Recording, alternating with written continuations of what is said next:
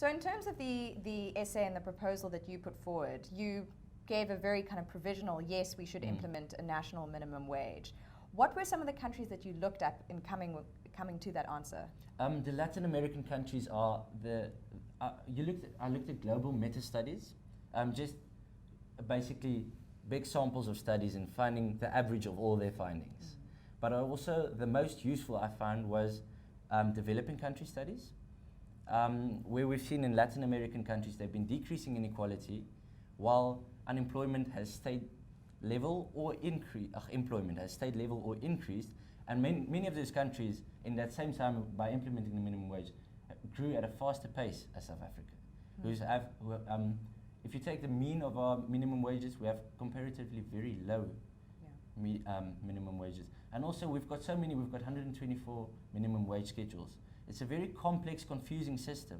Simplifying it, providing a basic medium helps with a minimum, helps with enforcement then as well. Because everyone there knows this is the wage floor under which no worker can fall.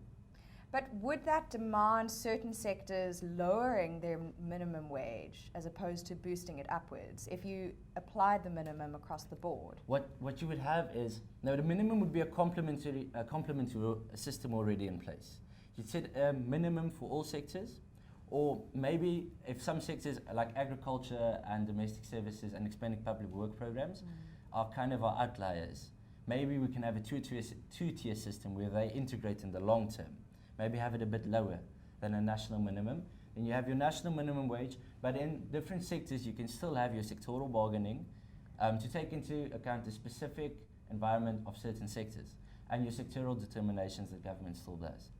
And in terms of the political and social context, how much does that have a bearing on the sorts of approaches you'd have to implementing a minimum wage?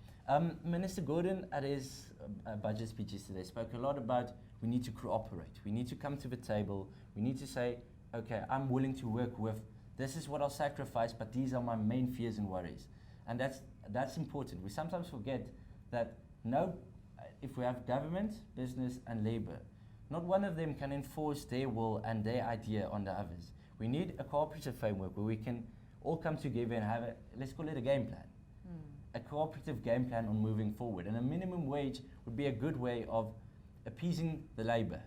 Appeasing labor, and then also, because remember we've got a very volatile labor environment at the moment where COSATU has been discouraged by ANC policies regarding the provident funds, for example. We've seen what happened there now. We need to keep everybody in the loop is basically what I think the general idea is. What do you imagine the response from business would be to your proposal of a national minimum wage?